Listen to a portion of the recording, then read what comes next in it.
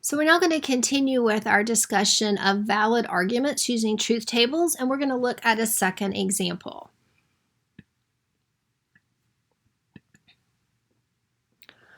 All right, so our problem says, if I go to the store, then I buy groceries.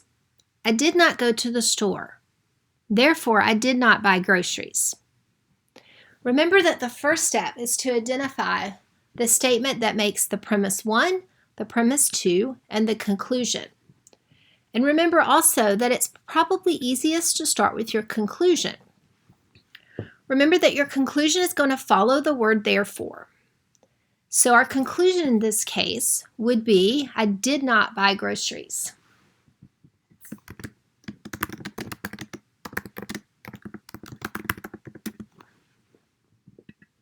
Now the other two statements in the problem will comprise premise 1 and premise 2. It doesn't really matter what order you do it in. I tend to go with the first sentence being premise 1.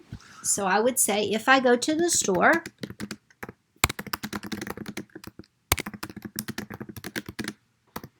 then I buy groceries.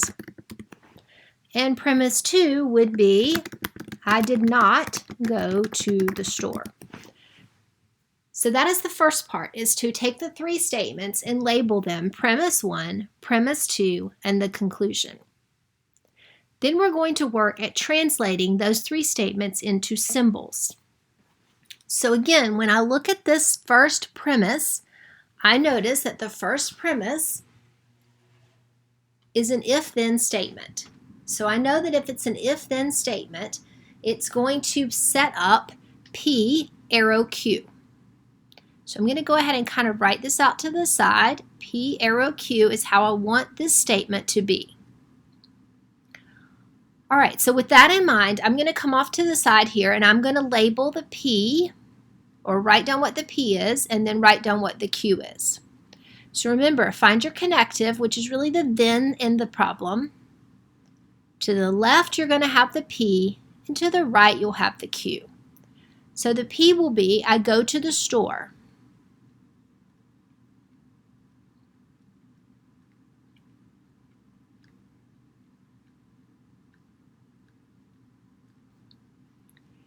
And then the Q will be, I buy groceries.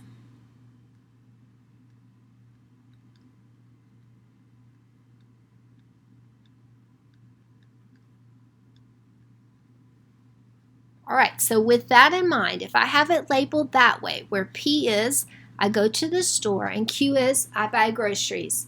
If the statement says, if I go to the store, that's the P, then, which is the arrow, I buy groceries, which is the Q.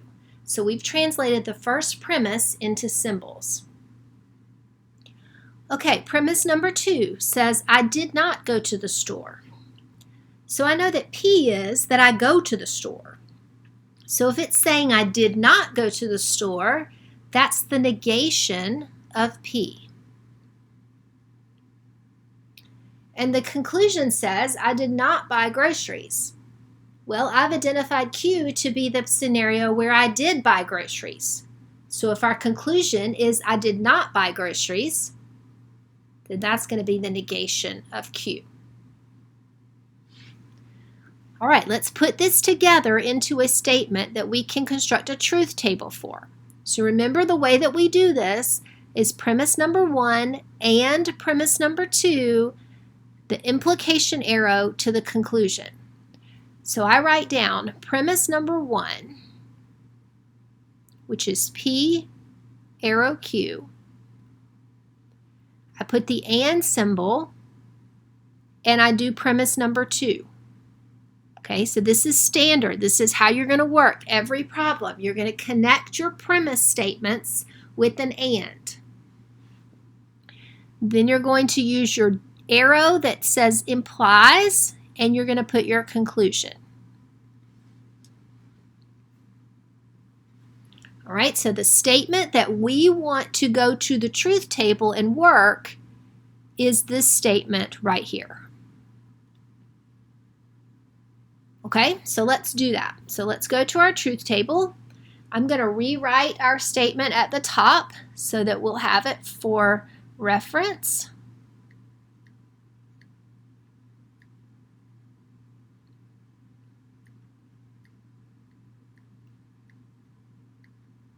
And then let's set up our truth table.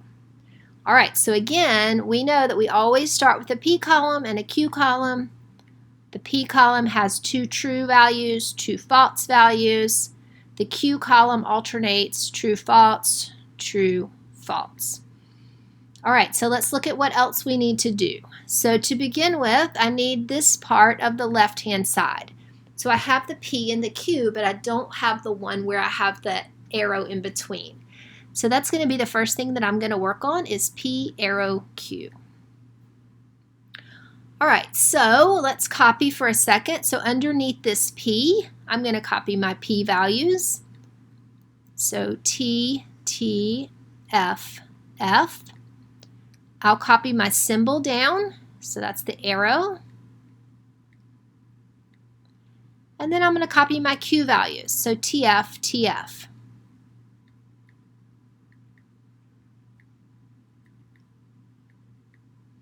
And I'm going to use my if-then chart to write the answers for these 4. So we know that on the if-then, the only place where it is false is the true arrow false. This is the false case. The other 3 are true.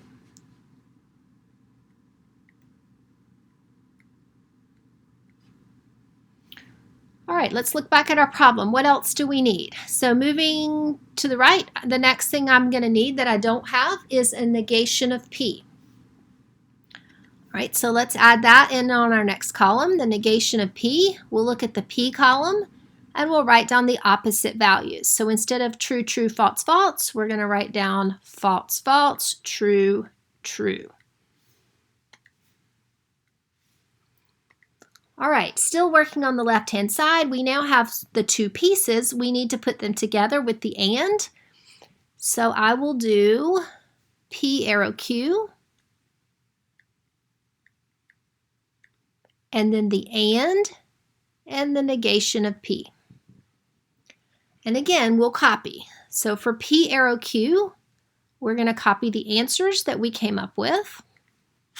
So that would be true, false, true, true. We'll copy our symbol down. Then we'll copy the negation of P values. So false, false, true, true.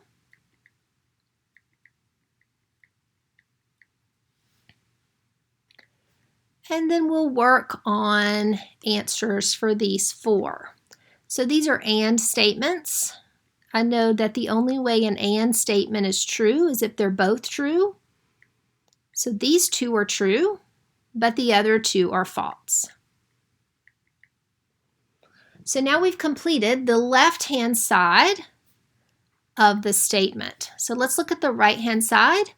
The next thing that I'll need to do is the negation of Q. So we'll put that in our next column, the negation of Q.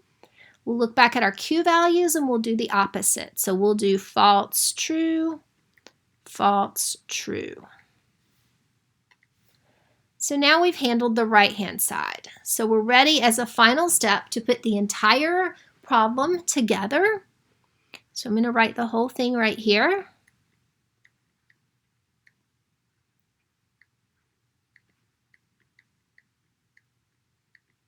All right, and again, we're going to copy.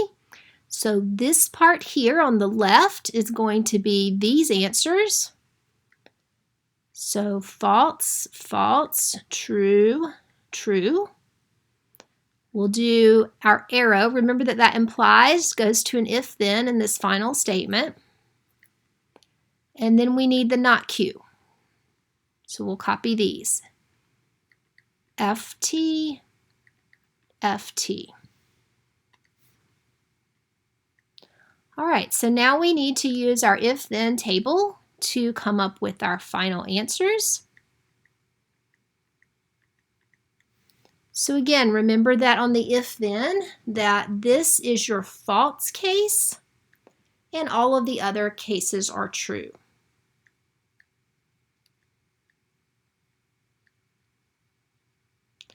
So the question is going to ask you as we finish this up is this a valid or an invalid argument? And remember that in order for it to be a valid argument, you have to have a tautology. You have to have true in every case. If that's not the case, then you have an invalid argument. So because we have false in the third case, I would say that this is an invalid argument.